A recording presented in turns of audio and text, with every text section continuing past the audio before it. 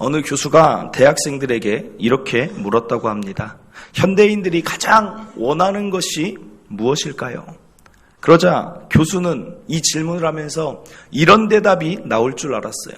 돈을 원한다든지 건강을 원한다든지 좋은 직장이나 좋은 관계 또는 즐거움을 원할 줄 알았는데 교수의 예상과는 달리 대학생들이 의미 있는 대답을 했어요. 그게 무엇이냐? 대학생들이 이렇게 말한 것입니다. 우리는 감동을 원한다. 감동이 무엇입니까? 마음이 움직여지는 것을 말한다는 것을. 그래서 요즘 사회에서도 보면 소비자들의 소비를 이끌기 위한 전략이 있는데 어떤 전략입니까? 예전부터 이 전략으로 많은 판매하는 사람들이 이 전략을 하는데 바로 감동 전략이에요. 요즘은 이제 감동 전략을 넘어서서 감동 졸도를 시켜야 된다. 마음 자체를 완전히 얻어야 된다. 물건이 좋다고 잘 팔리는 게 아니라 물건은 요새 다 좋아요. 음식도 다 맛있어요. 그런데 어떤 곳이 더 감동, 사람의 마음을 움직이느냐에 따라서 소비자들이 소비하는 행동의 패턴으로 이어진다는 것입니다. 즉 마음을 움직이면 그 사람의 행동이 나타난다는 거예요. 그런데 이게 신앙에도 적용이 되는 거예요.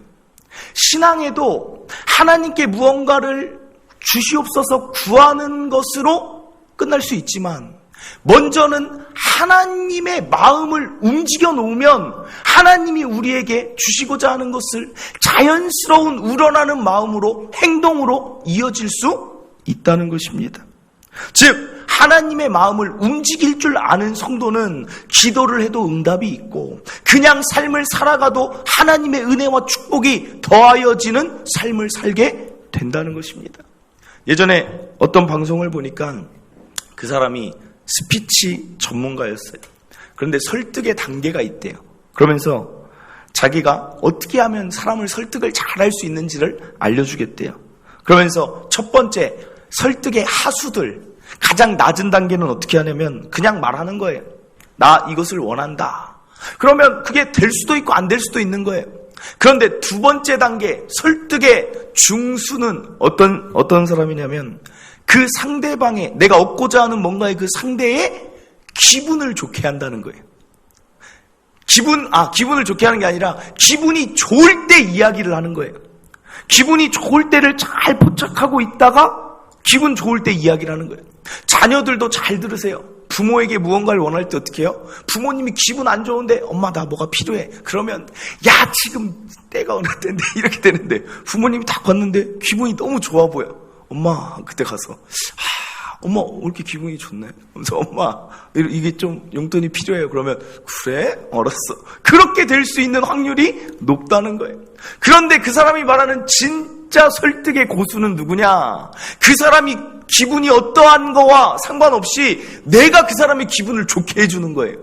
내가 그 사람의 기분을 한껏 높여주는 거예요. 나 때문에 그 사람이 즐거워지게 만들어 놓고 본론을 시작하는 거예요. 엄마가 기분이 안 좋아 보여도 내가 가가지고 엄마의 마음을 좋게 해준 다음에 엄마 막 같이 즐거워하다가 역시 내 딸이야 이야기할 때 엄마 용돈 좀 그러면 엄마가 기분이 좋아졌기 때문에 그래? 줄 수도 있는 확률이 높아지는 것처럼 하나님께 우리가 꼭 무언가를 받아야 돼서 이런 건 아니지만 우리의 신앙생활이 이렇게 지혜롭게 하나님의 마음을 움직이면서 때로는 우리가 하나님께 원하는 것들을 이루어가면서 사는 게 더 지혜로운 신앙생활이라는 사실입니다. 오늘 우리가 읽은 성경 말씀에 등장하는 이 백부장은 하나님의 마음을 움직일 줄 아는 자였어요. 물론 그가 뭔가를 의도하고 하나님의 마음을 움직여서 뭔가를 받아내야겠다 이런 건 아니지만 그자의 삶의 모습들이 하나님의 마음을 움직이는 요소들이 참으로 많았다는 것입니다. 오늘 9절에 보니까 예수께서 들으시고 그를 놀랍게 여겨 돌이키사 따르는 무리에게 이르시되 내가 너희에게 이르노니 이스라엘 중에서 이만한 믿음은 만나보지 못하였노라 하시더라. 백부장하면 늘 믿음의 측면을 봐요. 그의 믿음이 너무나도 대단하다. 그런데 오늘 저는 믿음 말고 다른 백부장의 그 하나님 마음을 움직였던 그 요소들을 한번 살펴보도록 하겠습니다. 도대체 예수께서 무엇을 그렇게 놀랍게 여기셨는가? 마음의 감동을 받으셨는가? 첫째, 필요 이상의 사랑에 예수님은 감동하셨습니다. 2절 3절 보면 어떤 백부장의 사랑하는 종이 병들어 죽게 되었는데 예수의 소문을 듣고 유대인의 장로 몇 사람을 예수께 보내어 오셔서 그 종을 구해 주시기를 청한지라.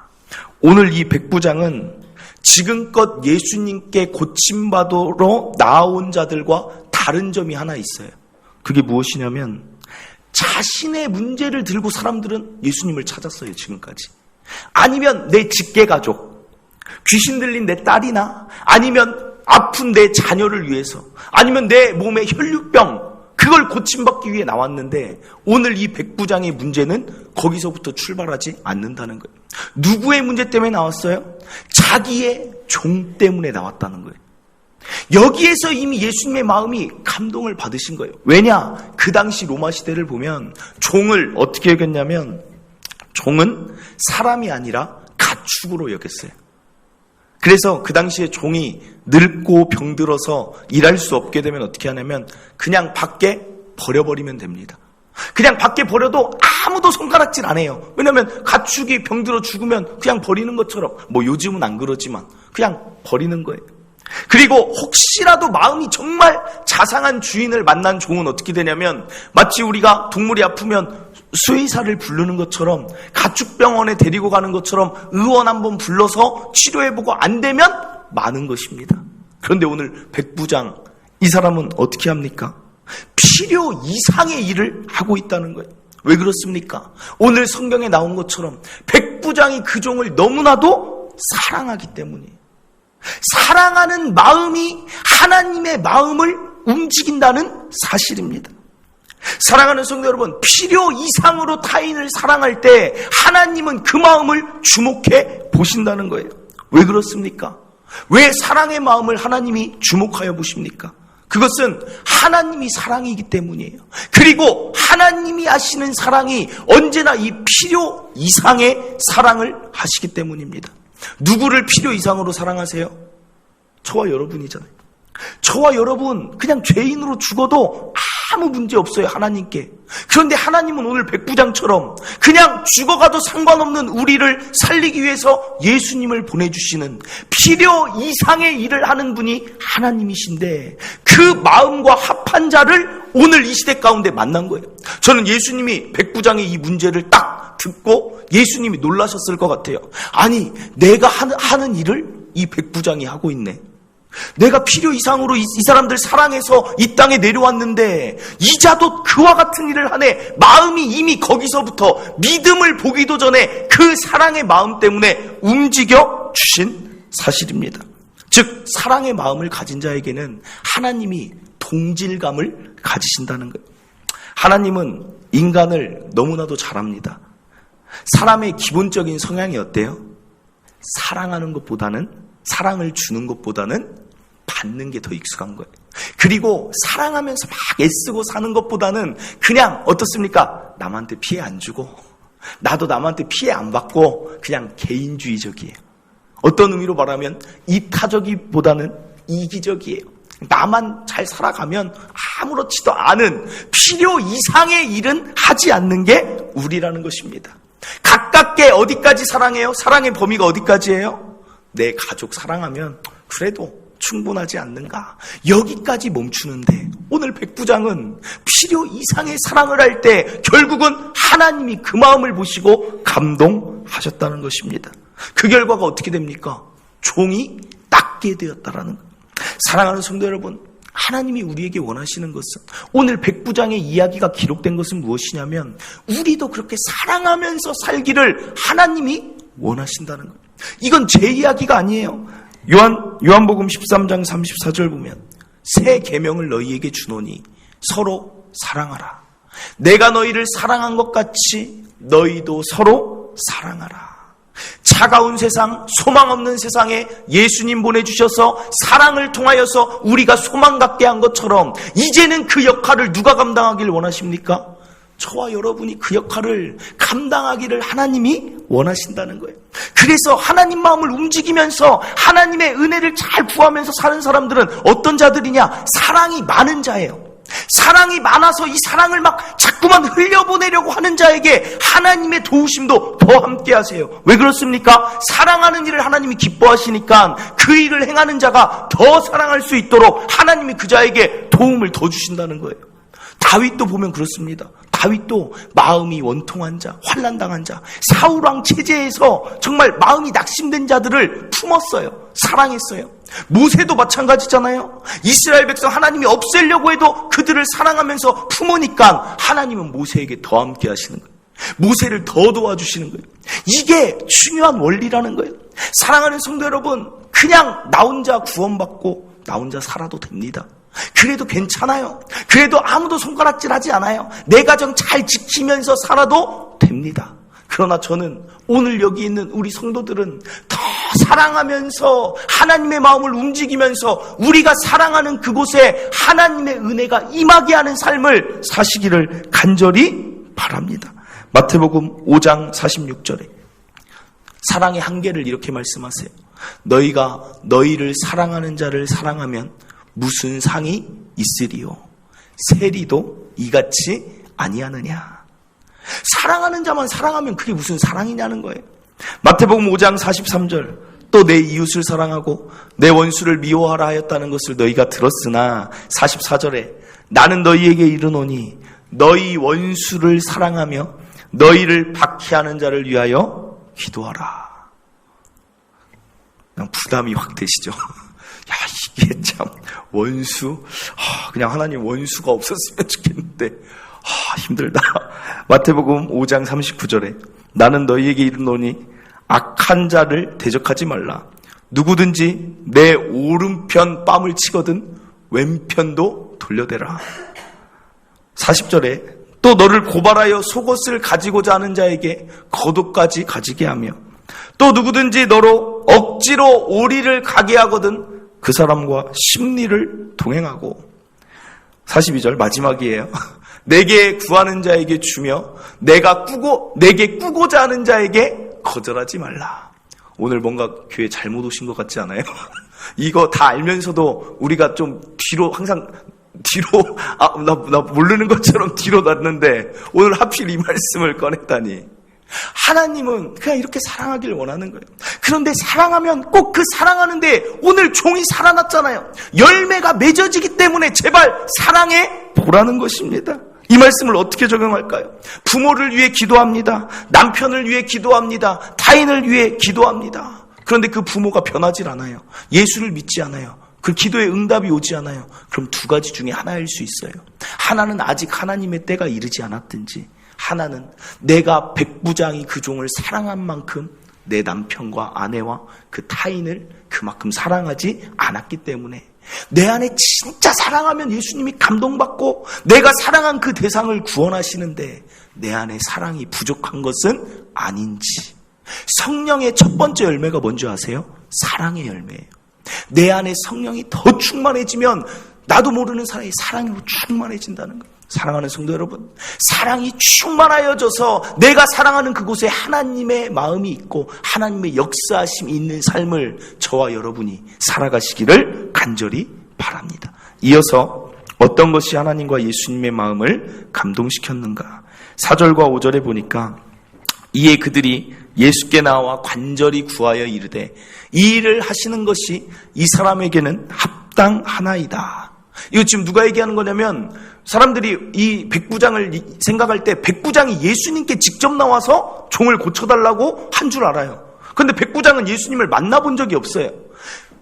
이런 이유가 있습니다. 이유가 뭐냐면 이방인과 예수님이 만나는 것을 사람들은 싫어해요. 그래서 그게 공격거리가 될까봐 백부장은 자기가 찾아가도 되는데 유대인 장로를 일부러 보낸 것입니다. 필요 이상의 또 배려를 하는 자가 백부장이에요. 유대인의 장로들이 그 자에게 예수님께 부탁을 받고 가는데 뭐라고 얘기합니까? 그들이 예수께 나와 간절히 구하는 거예요. 백부장이 그냥 시켜서 간 게 아니고 백부장의 부탁을 받고 한번 가서 얘기나 해봐야겠다, 이 정도가 아니라 오히려 이들이 더 간절한 거예요. 예수님, 이 일을 하시는 것이, 백부장이 좀 고쳐주시는 것이 이 사람에게는 합당한 아이다. 오히려 자존심 센 유대인들이 완전히 백부장의 편이 되고 있어요. 신기하지 않습니까? 유대인들처럼 고집센 사람들이 없어요. 왜냐하면 선민사상, 우리를 구원해줬고 우리가 선택받았다, 이것 때문에 이방인들을 개로 취급하잖아요. 사마리아 혼혈인들도 어떻게 해요? 개로 취급하는데 이방인 백부장을 이렇게까지 높이는 데에는 무슨 이유가 있겠습니까? 그 다음에 이어지는 말씀 보세요. 그가 우리 민족을 사랑하고 또한 우리를 위하여 회당을 지었나이다.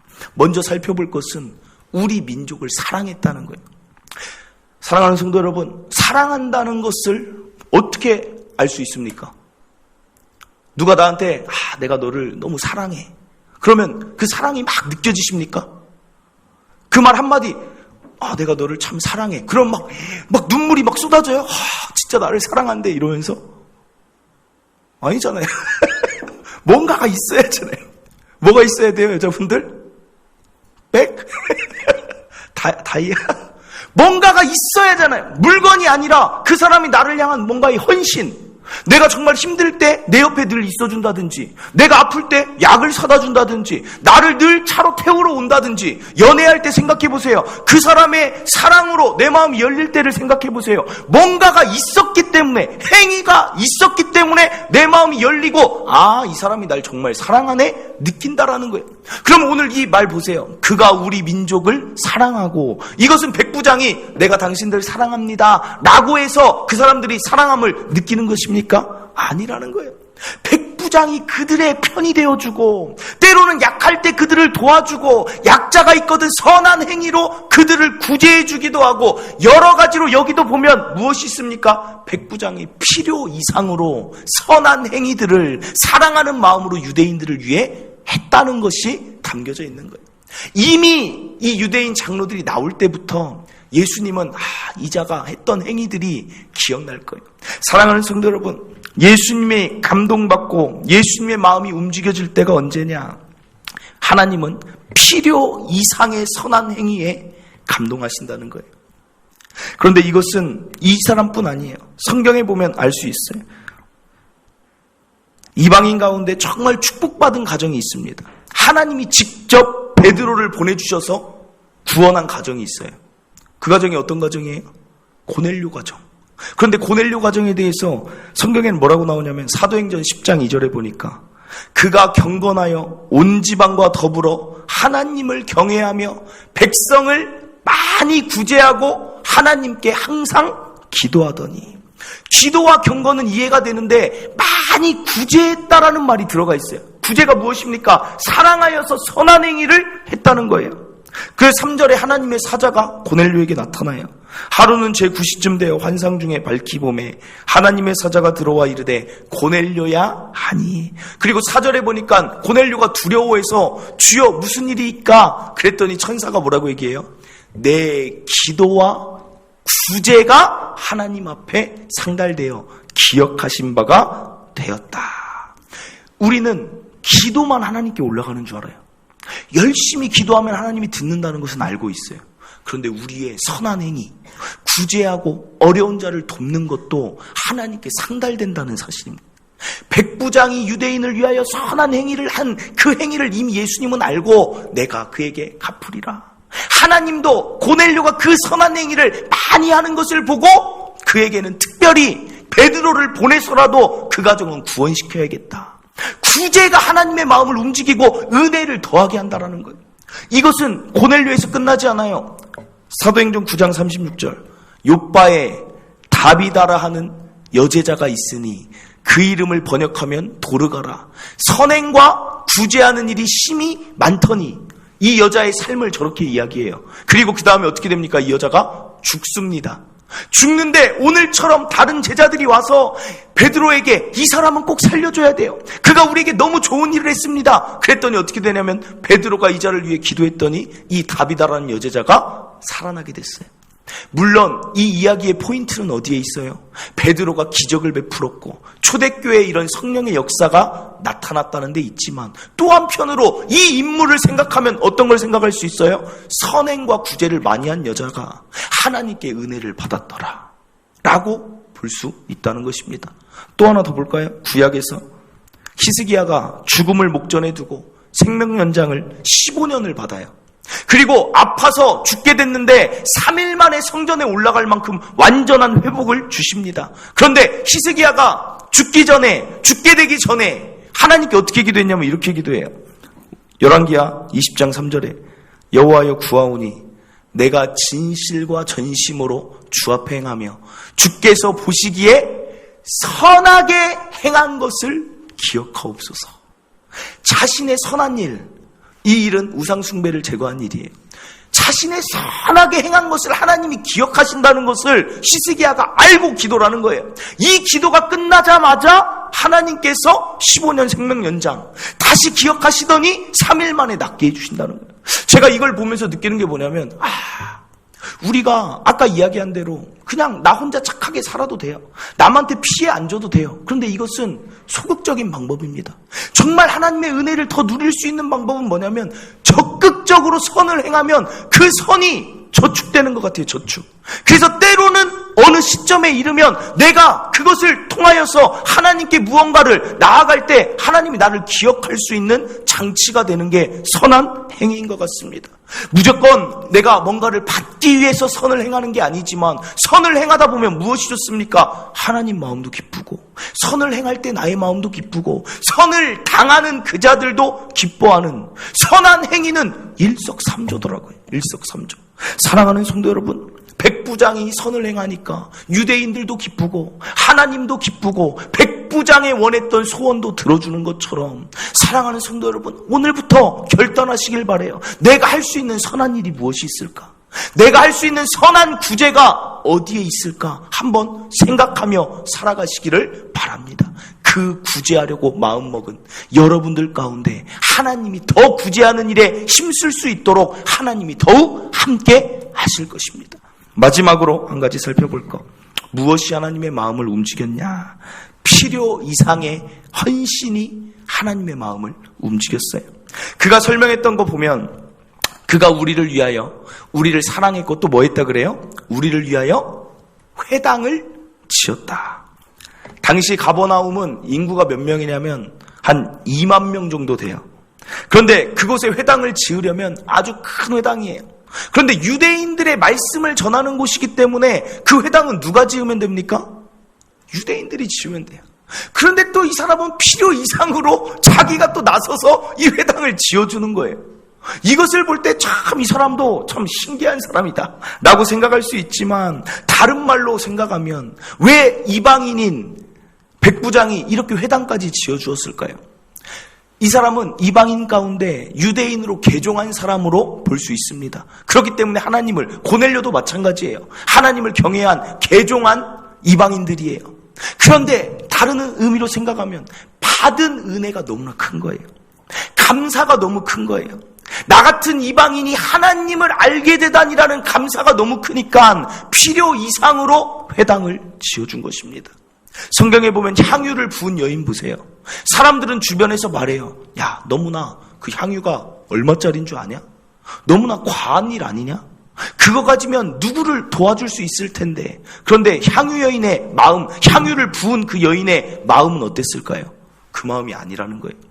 하나님, 내가 이 죄가 많은데 나 같은 자를 구원해 주신 그 은혜가 너무 감사해서 이 향유가 비싼 것 나도 알지만 이것보다, 이 비싼 값보다 내가 하나님께 받은 값이, 하나님께 은혜 받은 게 더 크기 때문에 나는 이 향유가 아깝지가 않습니다.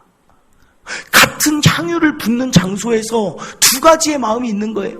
그것이 아깝다고 여기는 자, 그러나 그것을 부으면서도 이것도 하나님 앞에 부족하다고 하는 감사가 담긴 헌신의 사람들이 있다는 것입니다. 사랑하는 성도 여러분, 감사의 마음이 담긴 헌신을 하나님은 보시고 그 감사의 마음을 받으신다는 거예요. 이것을 오늘 우리에게 적용하면 우리 역시 마찬가지입니다. 우리의 마음이, 헌신하는 그 마음에 늘 감사가 담기길 바랍니다.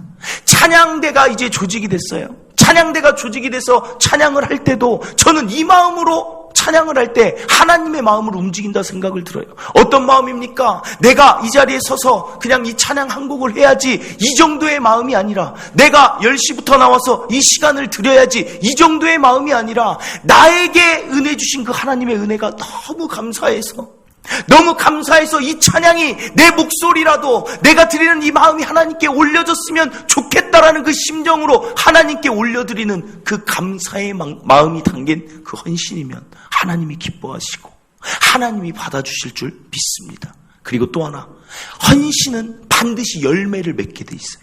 이게 또 하나 헌신의 중요한 점이에요. 우리가 헌신하지 않아도 되는데, 헌신하면 어떤 일로 이끄시냐면 하나님은 이 헌신을 통하여서 또 다른 열매를 맺어주세요. 누군가가 헌신해서 썩어지면 거기에서 싹이 난다라는 것입니다. 오늘 이 향유를 부은 여인이 어떤 일을 하게 하셨습니까?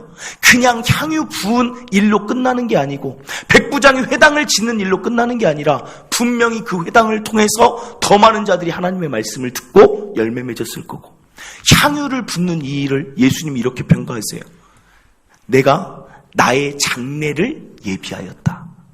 헌신은 놀라운 일로 바뀐다라는 거예요.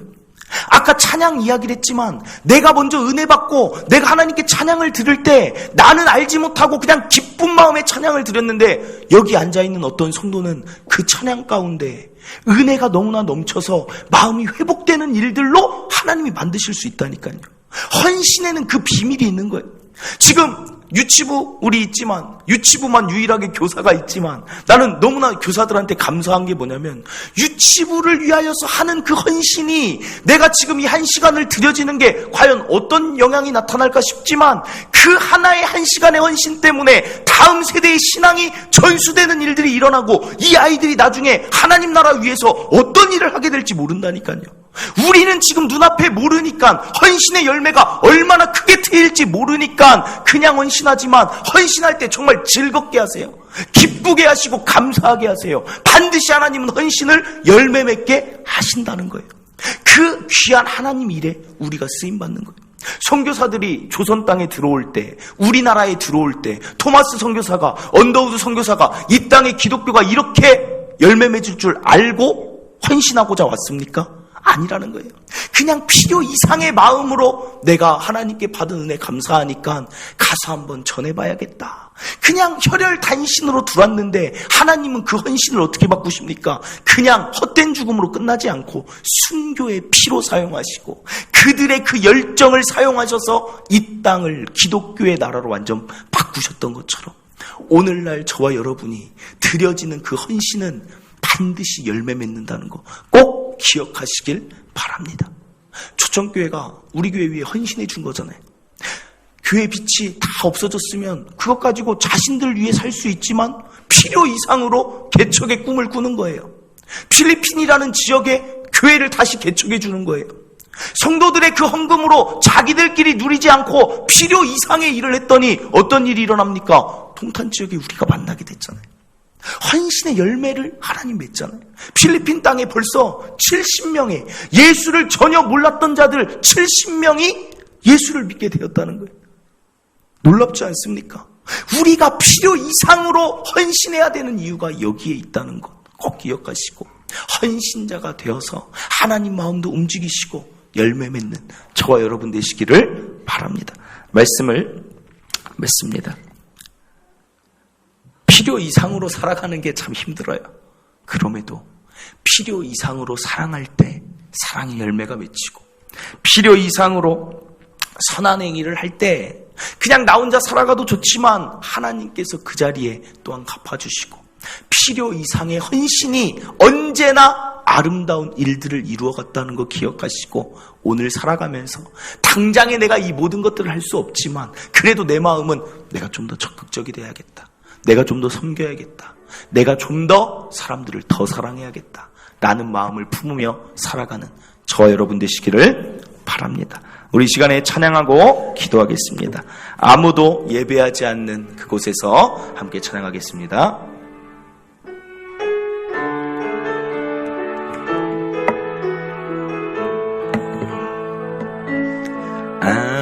아무도 예배하지 않는 그곳에서 주를 예배하리라. 아무도 찬양하지 않는 그곳에서 나 주를 찬양하리라. 누구도 헌신하지 않는 그곳에서 주께 헌신하리라. 누구도 증거하지 않는 그곳에서 나 주를 증거하리라.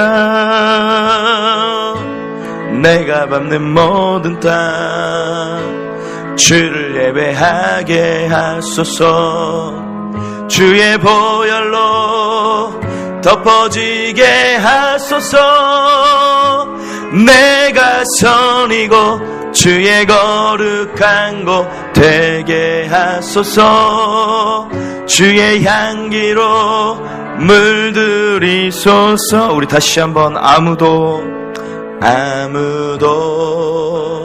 예배하지 않는 그곳에서 주를 예배하리라.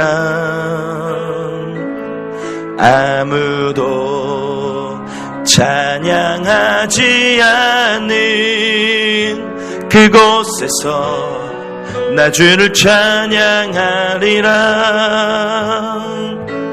누구도 헌신하지 않는 그곳에서 주께 헌신하리라. 누구도 증거하지 않는 그곳에서 나 주를 증거하리라. 내가 밟는 모든 땅 주를 예배하게 하소서.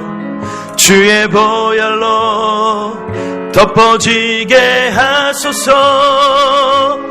내가 선이고 주의 거룩한 곳 되게 하소서.